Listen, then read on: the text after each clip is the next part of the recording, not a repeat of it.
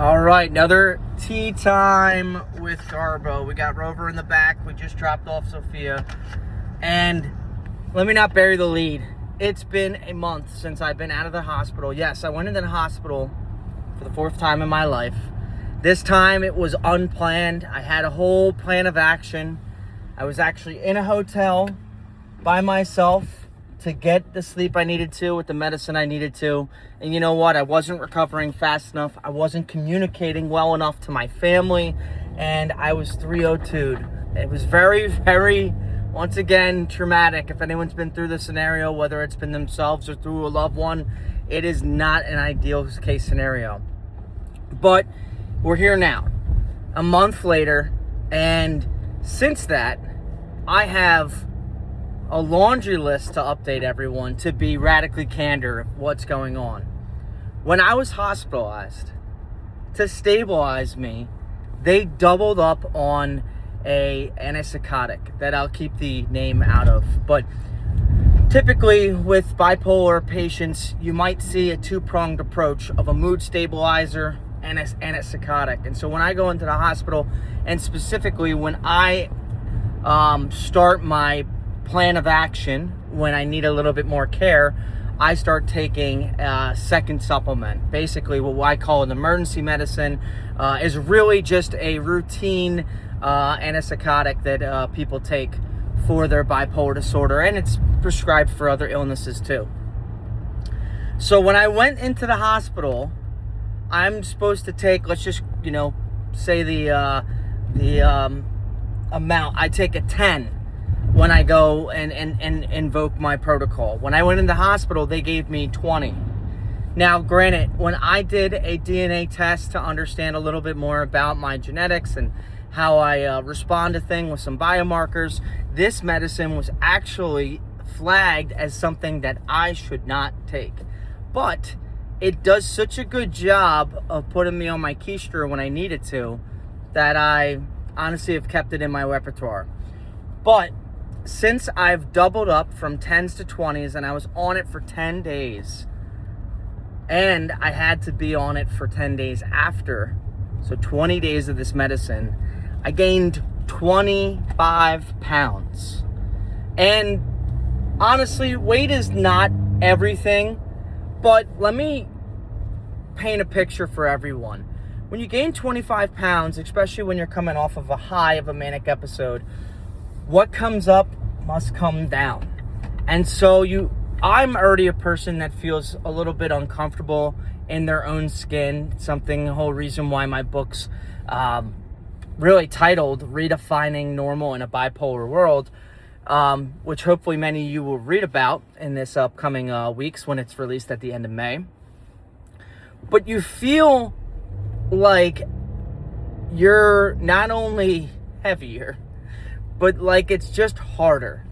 That you feel more uncomfortable. The clothes you fit in the clothes you wear don't actually fit, and you feel worse about yourself, and that just makes depression so much easier to seep into your life. I always called it in the book the gray cloud, like this gray cloud following you. Everyone knows that cartoon of the rain cloud that's following, let's just say like Charlie Brown, I think, or whatever. And so you got that going on, and then the other really major thing that I dealt with in my hospitalization was getting off of Adderall. Now, it is up to discussion how manic I was to deem a 302. Was it a lot of communication? Was it mania? Sure. I could tell you this. I know going into the hospital 4 times in a row, getting 302'd 4 times, I know that this time around was a lot different. I was a lot more coherent. Let's just say that. I was able to feel the handcuffs a lot more than I did previously. And it was very traumatizing. It was very agonizing. And that's why I came out of it so angry. It's because I knew this time was different, that maybe I needed to get some help, but maybe there's other places that you can go in for 3 days with your phone and come out. Not stay in there forced by a court order to stay by 10 days. I truly believe that I got bamboozled, to put it lightly. But in doing so, something that people don't know necessarily about me is that I'm on Adderall and for my ADHD. And Adderall, whenever someone would ever say, oh my God, you're on this for Adderall, how do you do it? It is the only thing that has made me feel calm. Truly, truly, truly calm. Now, they don't mess around with that in the hospital.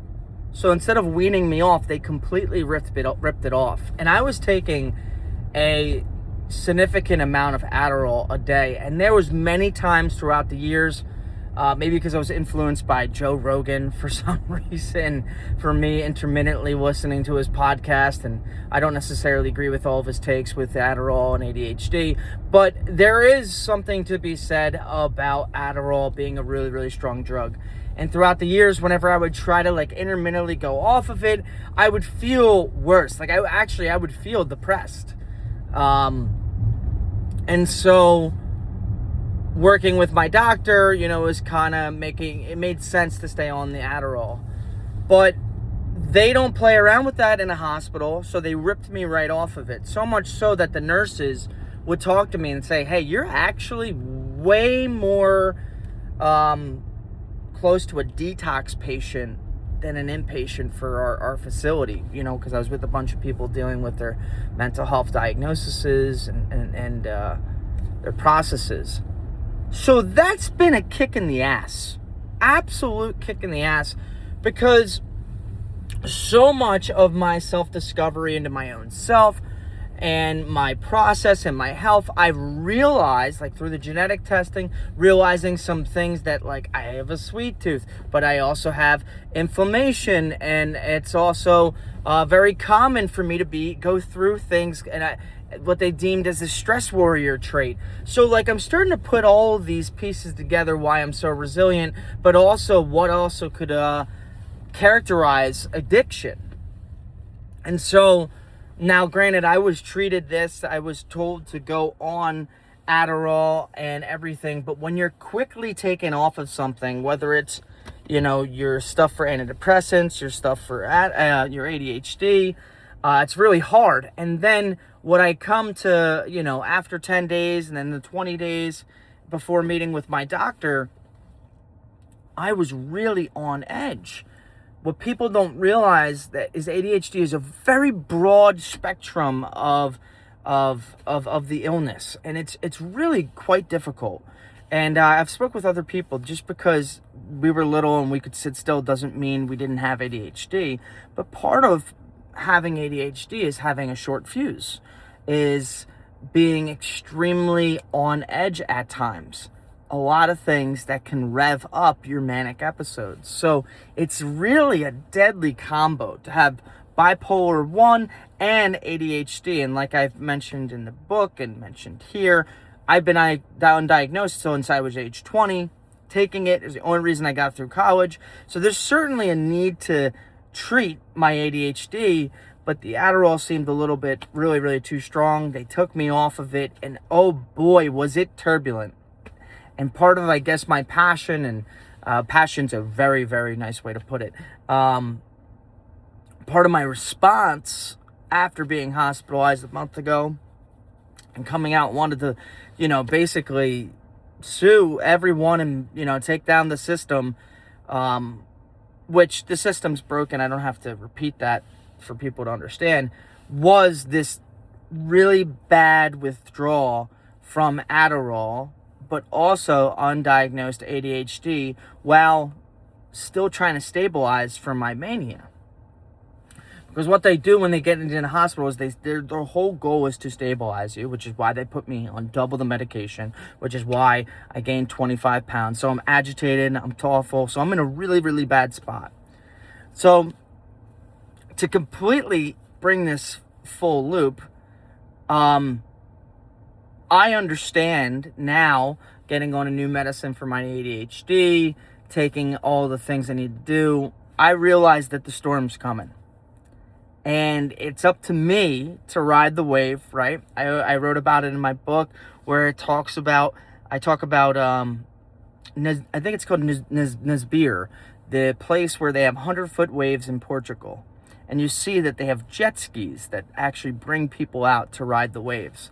And so I believe my wife, and who's been unbelievably supportive, had a great Mother's Day supporting her. We had a pretty bad storm.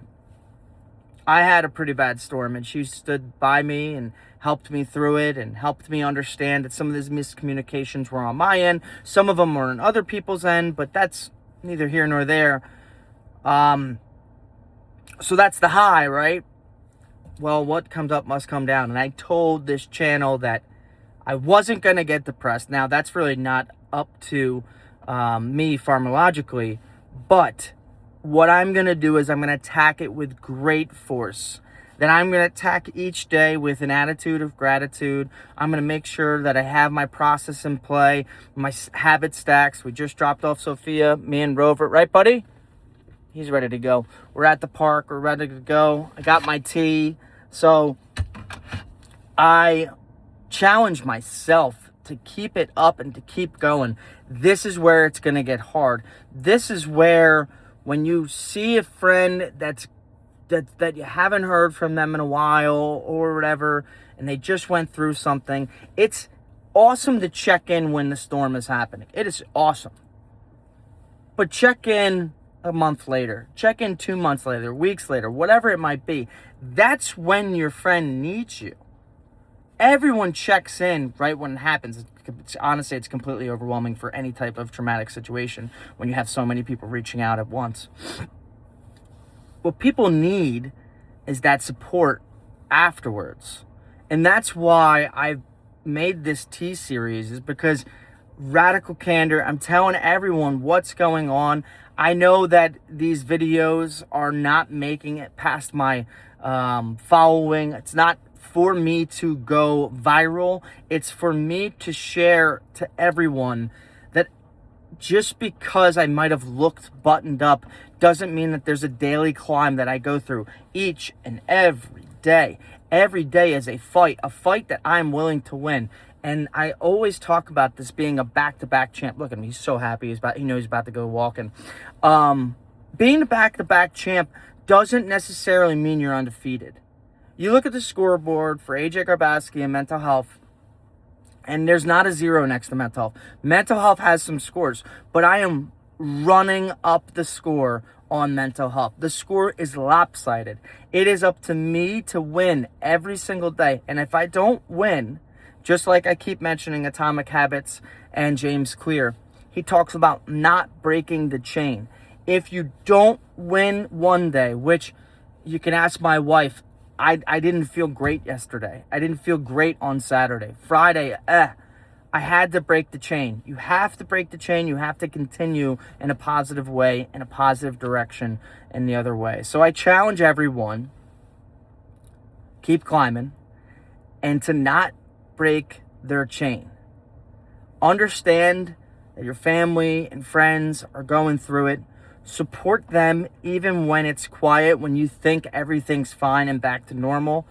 And most importantly, give yourself grace. Give yourself grace and be happy for the climb. Something I never did when I was younger was to turn around and enjoy the view. Graduating school on time, getting back from such traumatic moments in my life, I would never turn around and enjoy the view. And I'm now enjoying the view with Rover. We're at the park, if I didn't mention that, every single day. And I think that's super important for everyone to realize. So thank you, everyone. Another Tea Time with Garbo. And please, if you do anything, keep climbing.